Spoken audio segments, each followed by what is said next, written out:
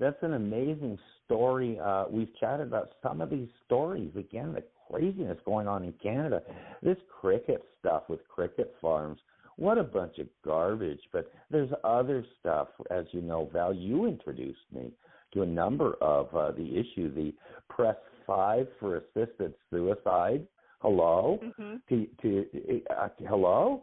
In Saskatchewan, Press 5 for government assistance, even to young kids in their 30s, PTSD military kids, Val. Yeah. We've had shows on that. Censorship of the news and American media.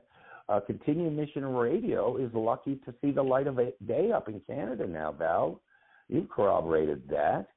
So it goes kind of on and on like that. And the message to everybody out there, again, I was raised in Quebec in the 1970s.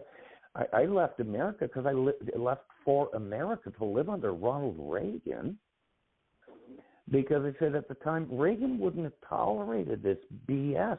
The language laws, my English language, quote, being outlawed on public signs, living under martial law in North America.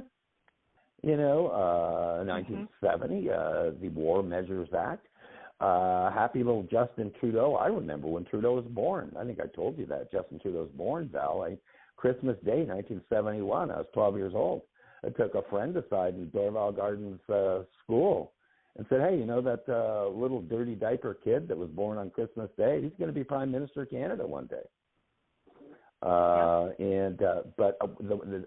really the purpose of this dialogue is for the listeners, Val. This can happen down in the United States. It already has. It's already started. The wokeness, the this and that, the language police, the thought police. But we won't talk politics yet. But the United States, thankfully, fingers crossed, is set up that you can kick out a loser president every 4 years. It's a republic. You can't do that up in Canada. The message to my Canadian friends, my American friends, Val, when I came down here in 1983, they couldn't believe it. The laws up in Canada, they couldn't believe it. Of course, they never hear it on the mainstream media. Goodness gracious, the CBC, the CTV. Don't get me started. You think MSNBC is left wing? You should see this crew up in Canada, Val. You know that, right? But so the listeners out there, the message is, it can happen here, everybody. Okay, martial law can happen here. I saw it happen in Quebec, in Montreal. These things can happen. National crises can happen. Governments can declare an emergency order like the COVID lockdown, and we never have an individual right again. Borders closed, this and that.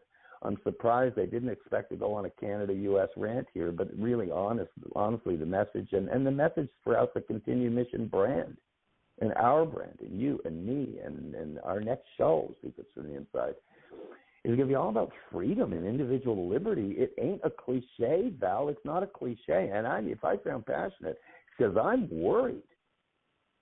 I'm worried. And everything in the world that I see right now, everything, is depending on November 8th, 2024, the United States election down here, the federal election.